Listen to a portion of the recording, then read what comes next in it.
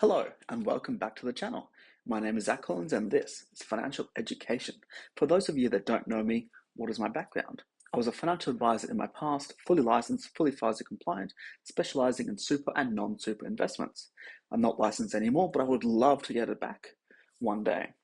I left the industry as I couldn't stand the owner of the business and I've got no interest in sales. It's not all sales, but my passion is to help people not to sell various managed funds or insurance products. These days, I work in tax and compliance.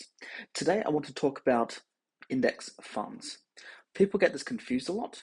They confuse index funds with managed funds. I mean, you can definitely get a managed fund that is an index fund, but you can also get an index fund that's an ETF. Firstly, what's the difference between a managed fund and ETF? A managed fund is generally much cheaper per unit than the ETF equivalent. But the biggest differentiator is basically with who you're buying the product and you're selling the product. With an ETF, you are buying and selling on the open market. There are market makers, so you can't just sell at a ridiculously high number and then buy it, super cheap. There are limits, and they try to keep it close to the NAV or net asset value, but generally it can fluctuate within like set price band. When you trade managed funds, however, you're buying and selling directly with the fund provider. If it's a Vanguard fund, you're transacting with Vanguard. If it's a BlackRock product, it's directly with BlackRock. If I did jump out of the block too quickly and you guys don't know what a managed fund or ETF are, let me explain the first. So to put simply, think of them both as little baskets of goods. You might have some soap, some milk, some chocolate, fruit and nuts, shoes, t-shirts, whatever, anything and more. Except instead of getting a basket of goods, you're buying companies that create and sell those goods. You buy a little piece of the economy, essentially. It would be super expensive if you had to buy a share in every single company in that basket. So what ETFs do is, because they have many, like millions of units in circulation, you only hold like a small piece of that company.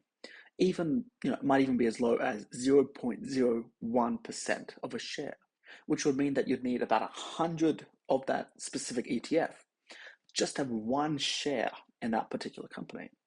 This is how they're able to diversify. You can invest in many, many different companies through one fund, be it an ETF or managed fund, without needing to have a significant investment portfolio balance, because you don't need to buy directly into every single company. You get it all in the one product. ETFs and managed funds, they both operate on rules, and this is where index funds come in. So the rule might be that they track a specific index. There are a ton of different indexes, and if you want to track the ASX 200, for example, a quick Google search will bring you up a range of different fund options for you to invest in that specific index. The rule that these ETFs and managed funds can choose is also to track, say, a specific class of investments. They might only invest in tech stocks or banks or consumer discretionary or whatever they want. There are Australian specific funds, international specific funds, as well as a range of, say, government and corporate bond funds. You get the point. These funds invest based on whatever rule that they have decided to create the fund around. So how does an index fund differ from, say, an actively managed fund? So an index fund is, as I said earlier, follows the rules of the index. If the index holds 5% of a specific company, then the fund will also hold 5% of that company. If the allocation within the index increases, it will buy more. If that allocation decreases, it will reduce its holdings. There's no thinking or strategy behind the investment. It's all down to how the company performs relative to other companies in that specific index. Active funds, they're not as common these days. They used to be abundant, but they do exist. And they've been major players in the industry in the past. If you've heard of hedge funds, this is essentially the people who actively manage funds.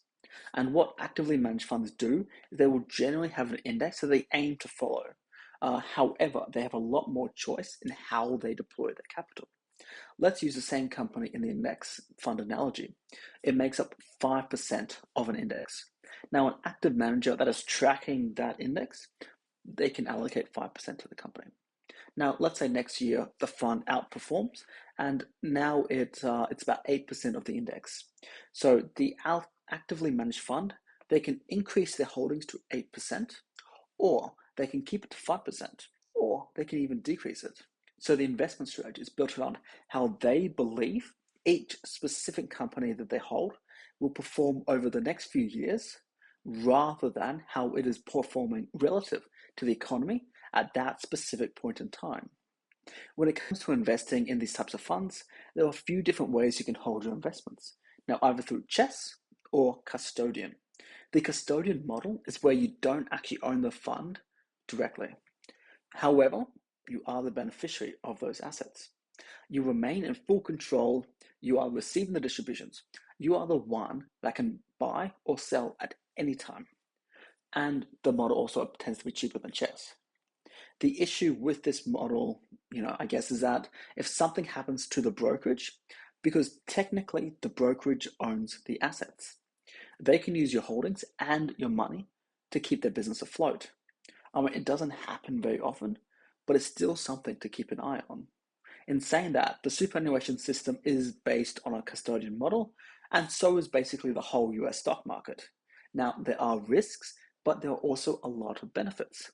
Otherwise, why would these two massive investment systems use it?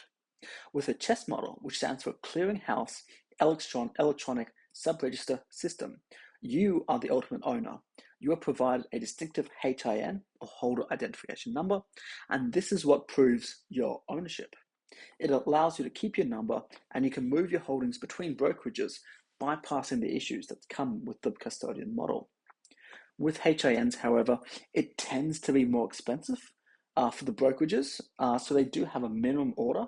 That is not really a requirement for the custodian model. This makes it inefficient for smaller investment parcels, and it may be a reason for scaring off younger, more experienced, and poorer investors. Hopefully, I've been able to help you get a little bit of a better understanding around index funds and the differences between managed funds and ETFs and how you can trade them. If you have any more questions, please feel free to drop a comment below and I'll answer if I can. Thank you guys so much for watching, and I'll see you on the next one.